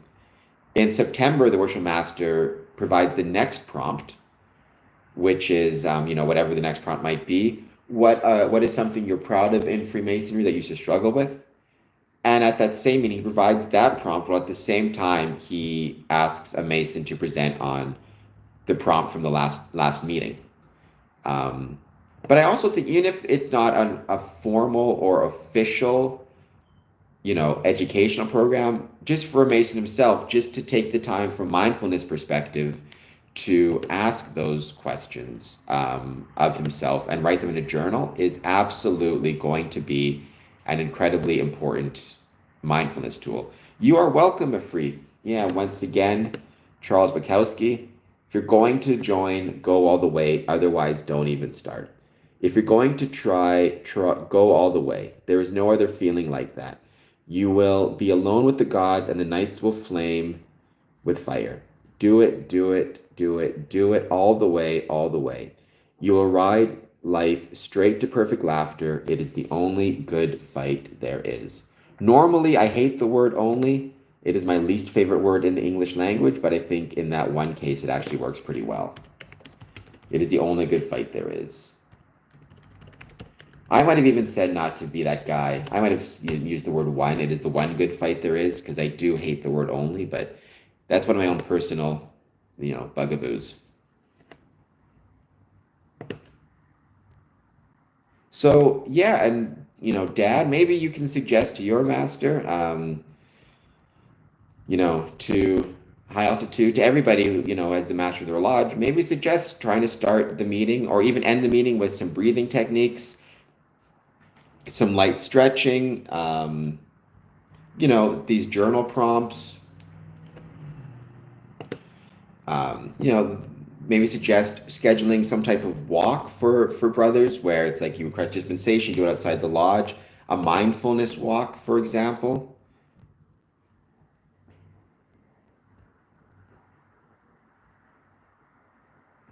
Even something simple as practicing, like if you're going to get into and I've been to some of these meetings, I'm not sure if anybody else has been to this, but I've been to some meetings where it gets pretty tense, pretty heated.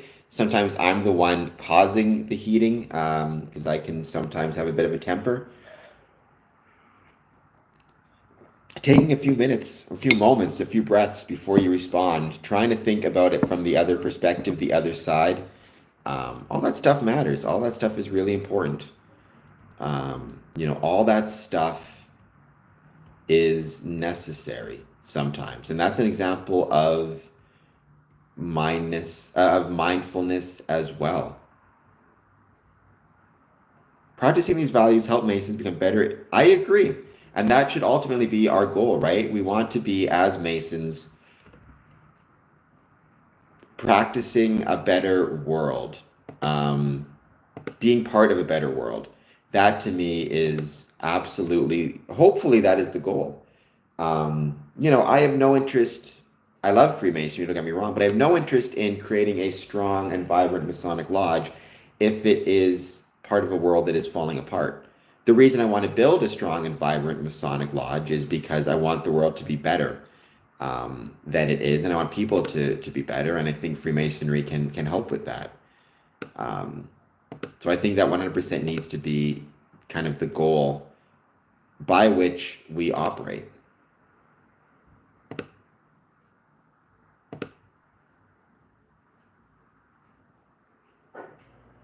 Harry provided some advice. I think I missed it.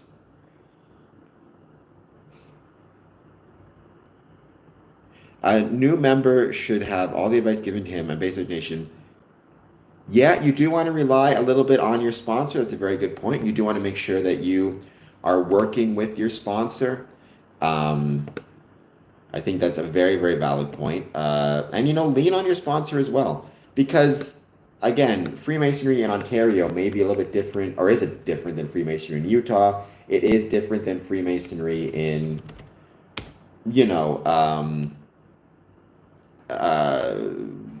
Freemasonry in California, in Texas, in Romania, in Japan. So you need to keep that in mind, and you need to make sure that you are leaning and relying on your sponsor a lot. I think, and that's up to the sponsor as well, though. Keep that in mind. Your sponsor should absolutely be doing his job and checking in on you and making sure you're doing okay. It needs to be a two-way street.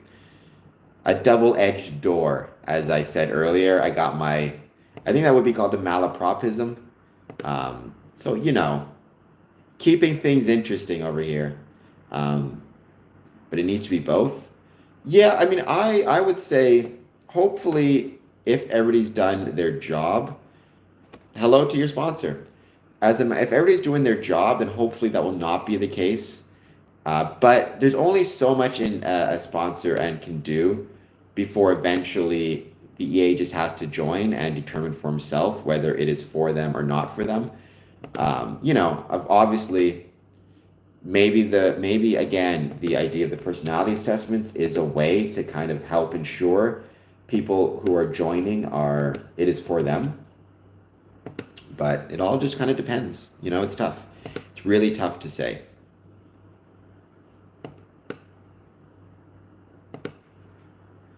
But I hope everybody is doing well. Thank you, everybody, for being here. It's been a great stream. It's been very well attended. We have 13 people still watching, which is wonderful to see. Thank you, everybody. Thank you, Buddy Cole. I'm glad you enjoyed it. If you ever have any comments, thoughts, ideas on topics you want me to discover, I absolutely hope that you will let me know, and that you will, get in touch with me, because I'm always wanting to get info from other people as to what they want to see me cover. Both Masons, who maybe have specific topics they like to see discussed, and ideas as it relates to Freemasonry that they would like to bring up in their lodge, as well as non-Masons who have questions about Freemasonry. Sometimes those can be a little bit more, if they're on the conspiratorial side of things, it can be a little bit more interesting, shall we say, the thoughts that they have sometimes. But even that, I think it provides, for me anyways, even speaking to people who are not a fan of Freemasonry, talking to them can be incredibly helpful when it comes to learning more about my own views and how to make better and stronger arguments for Freemasonry. And again, I'm not sure if anybody would know this who's watching, but if anybody watching this knows anything about Freemasonry in Manila, please let me know. Actually, I should say that I know a ton of Filipino Freemasons. I should just ask them. I agree. Being a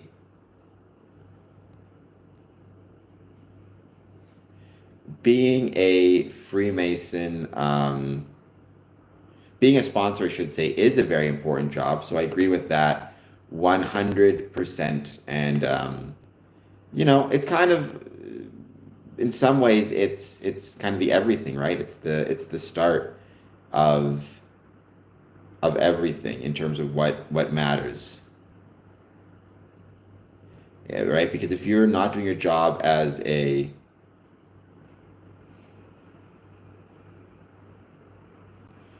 um, if you're doing your job right as a Freemason, hopefully you are ensuring that the people that come through this stream or come through the stream of Freemasonry, right for Freemasonry, will enjoy it as much as you possibly can. You can't know for sure, obviously, right? I don't want to imply that there's a crystal ball and you're always going to get it right because it's just impossible. But you could definitely try your best, try to learn more.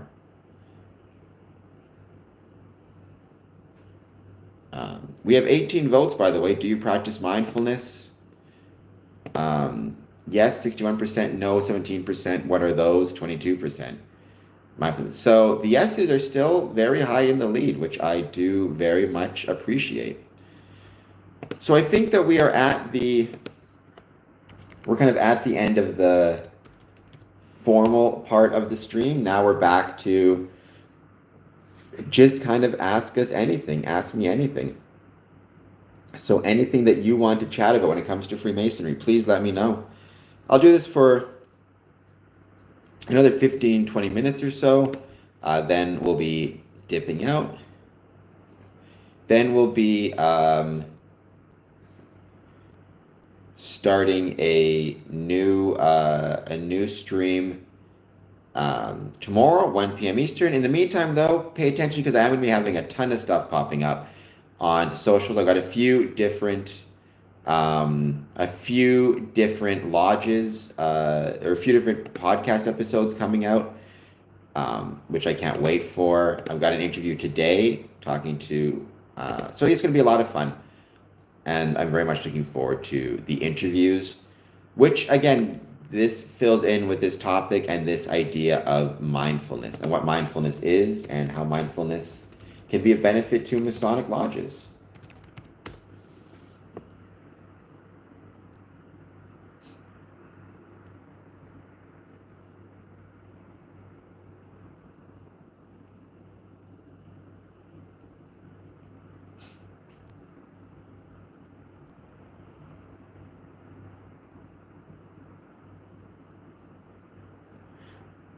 Cameron, I love the fact that you're a sponsor.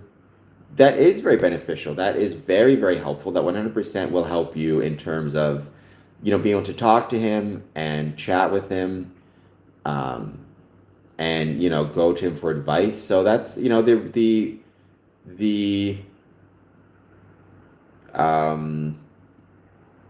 what's the word I'm looking for? The relationship between the sponsor and the applicant up through to when he joins and even up through to when he's a Master Mason is really, really, really important and matters a lot. And so that being close, you can stroll down the road to him, is really good. And welcome. If you are just joining us, please take a moment to hit the like button, hit the subscribe button. I hope that you are doing well.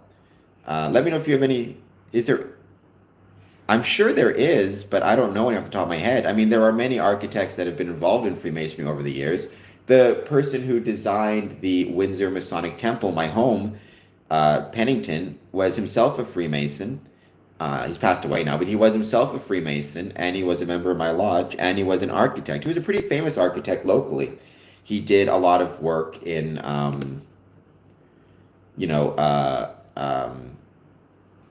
not just our building, but designing multiple buildings around Windsor, Essex, and even Detroit. James Carlisle Pennington. He's actually pretty famous in architectural circles in this area. James Pennington. I hope I got the name right. James Carlisle Pennington. Yeah. He's in the Biographical Dictionary of Architects of Canada. The acknowledged dean of the local architectural scene in Windsor and Essex County, who was active for 50 years following offices: Crane and Pennington, J.C. Pennington, Pennington and Boyd, J.C. Pennington. J.C. Pennington works in Windsor. Trying to see if I can find the Masonic Temple, Olette Avenue at Erie Street, designed 1915, but not built until 1921. So there you go. I thought that was really, really cool. By the way, on a bit of good news, the end of the consumer carbon price at the start of April drove inflation down sharply, Statistics Canada said Tuesday, but there were signs of pressure building at the grocery store. So once again, thank heavens for that. Thank you to everybody it's wonderful to see it's wonderful to see inflation dropping and prices dropping in Canada. Again, as goes the economy, so to a certain extent, so goes Freemasonry. And we as Freemasons need to pay attention to and care about our Masonic lodges and the economy of the communities in which our Masonic lodges are located. And even the economy in general. I mean, if prices go up, it costs more for refreshments. That means maybe assessments have to go up or dues have to go up. It's a tough thing to figure out where the balance is. But bit of good news,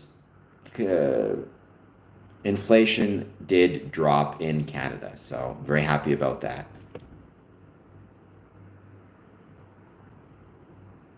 Apparently today is National Streaming Day as well. It's a lot of different national days.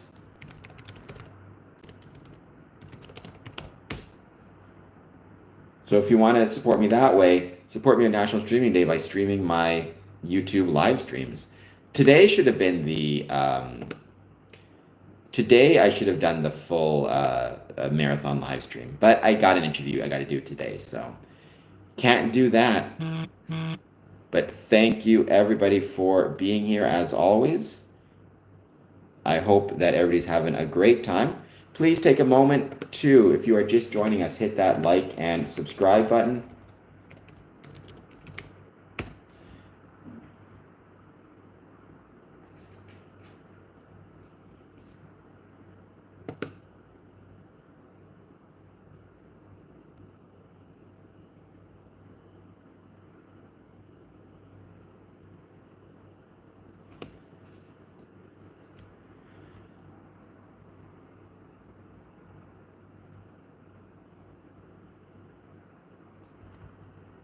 All right, I'm going to give it, let's say, 5 more minutes, just see if anybody else jumps in and has any questions before I end the stream for today. I will again be back tomorrow though with a new stream, 1 p.m. Eastern Standard Time, and it's going to be a lot of fun. If you have any ideas for topics that you want to see me cover, please let me know, because I'd love to. Like I said, I always want to do my best to ensure I cover what the audience wants and not just what I want to talk about.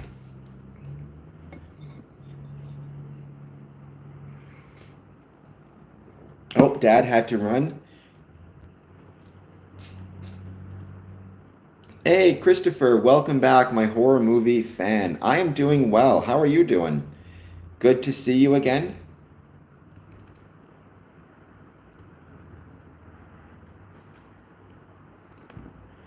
I hope that you are doing very well. Just living life is good. I went on a bit of a YouTube marathon of horror movie trailers yesterday. I saw I watched again the trailer for I Know You Did Last Summer, for Weapons, for Him, for The Long Walk. They all look incredible. Yes, I did, and I liked it a lot. I would say it is my second favorite in the series. I did not see the Mugai trailer. I'll have to look it up. 9 out of 10, I'm assuming. Well, so Spirit, I actually do movie reactions. I've done a few movie reactions of movies that feature Freemasonry specifically, or content that features Freemasonry specifically in on this channel. But then on my other channel, my personal channel, which is the one I do where I don't talk about Freemasonry, I just kind of chat about things I like outside of Freemasonry. I post a lot of clips of me traveling because I love to travel. Let me see if I can find it. Oh, the It, Welcome to Derry. I just watched the trailer for that one. Let me see if I can find it. So Spirit of Justice. If you wanted to subscribe to my personal YouTube channel, this is it here. This is kind of, I would call my work YouTube channel. This is my personal one. Or my Masonic YouTube channel, if you want to call it that. I consider Masonry and work the same thing. This one, youtube.com/Cameron Adamson. If you want to go over there and subscribe to that, usually weekends at midnight, I do midnight movie watch-alongs or midnight movie reactions. Where, you know, it's the last one I did was Slumber Party Massacre 2, because I love horror films and I love cheesy horror films. So, but if you're asking if I've ever done movie reactions for Masonic movies, like From Hell, for example, I have done those on this channel. And thank you, Christopher, for subbing on both. I still haven't decided what my next movie is going to be. Somebody suggested I take a break from horror and go with Master of Disguise. You know, am I not turtly enough for the Turtle Club? So maybe I'll look in on that one. Who knows? Might be kind of fun to switch it up a bit. Although my heart and soul will always be scary movies. But yeah, there was It, Welcome to Derry, Him, Long Walk. I know he did last summer. I watched the trailer for that one. I got to watch Mugai. I just saw one TV show I like outside of horror is The Bear. I actually wrote about Freemasonry and fine dining on Medium. So I kind of want to watch. I saw The Bear season 4. It looked really good. I don't know what either of those are. Are those scary or action or drama? I feel like Wild Robot. That makes me think sci-fi.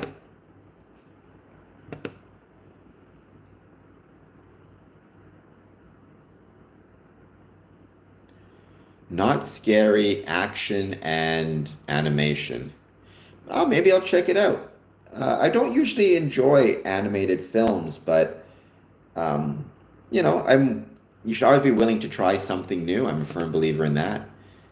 The one thing is, I will say for my midnight movie watch-alongs on my personal YouTube channel, what I always try to make sure I do is watch movies that are available for free on like a free streaming service. So Pluto TV, Tubi, anything like that, because I want to make sure everybody can watch along, and you know, it doesn't cost them any money to watch something on like a service that costs money. Yes, I want to see that too. I've heard that's a really interesting film. I've heard it's like a really interesting kind of psychological horror movie. I don't know for sure. I've just heard really interesting and good things. So that is 1,000,000% on my list of things I want to watch. Plus, I like John Lithgow. I like John Lithgow in the new Pet Cemetery, the newer Pet Cemetery. And I have my Shudder account right now, so maybe I should check it out.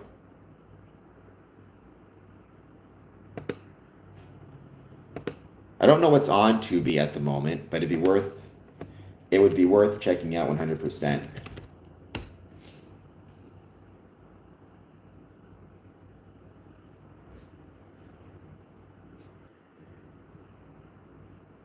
All right.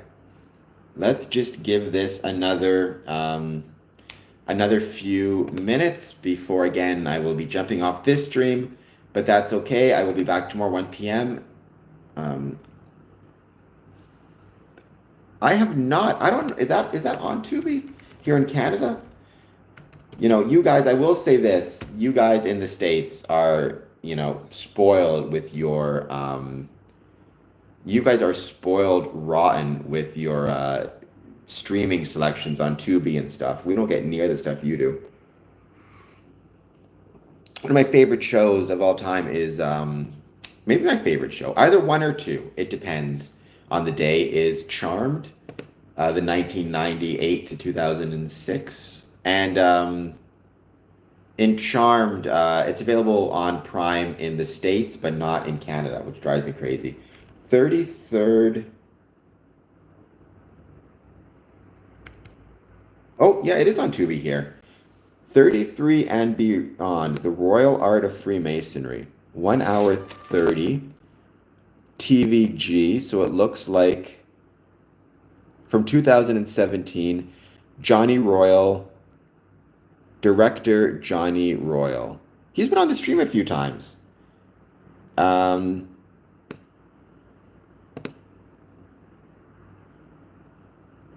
I will definitely have to watch this. I may even do a movie watch along to 33 and Royal. Tri-Coast Worldwide.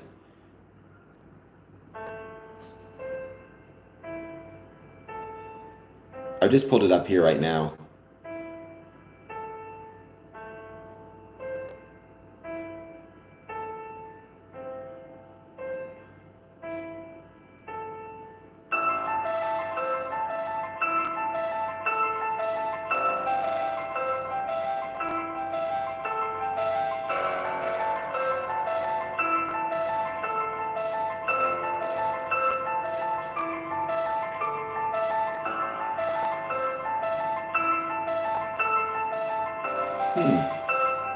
It looks excellent.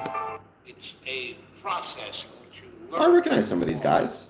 And gain some idea of what you're supposed to be doing in the universe. Freemasonry is not a secret organization, but it is an organization that has certain modes of recognition, ways in which Masons make themselves. I think I met some of these guys before. That we keep confidential. Indeed, the whole ceremony of receiving that and being exposed to the basic principles of Freemasonry, we also keep different things like beauty, strength, and wisdom,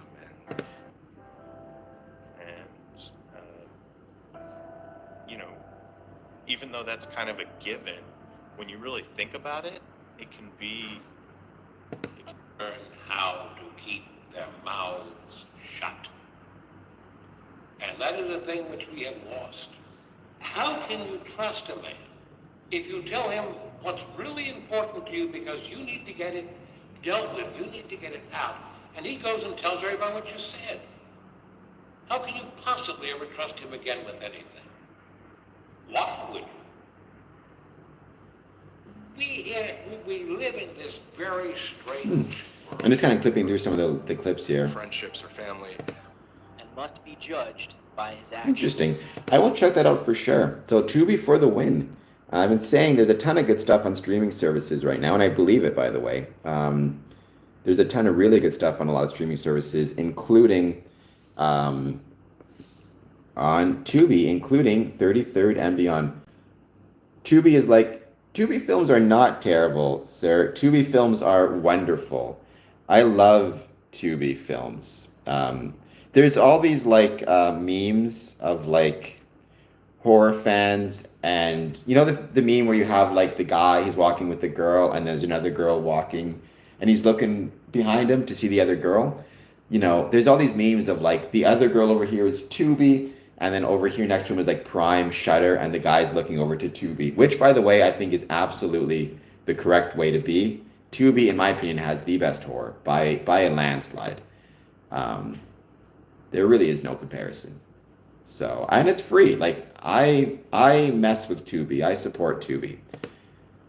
If Tubi's watching this, give me a sponsorship. I'd appreciate it. But thank you, everybody who has been here. I hope everybody has been enjoying watching our stream so far. It's been another excellent stream. But now, I believe we are going to yeah, I'm going to end this stream for today. I will be back tomorrow once again with another stream, 1 p.m. Eastern Standard Time. All right, guys, thank you so much. Have a great day, and bye for now.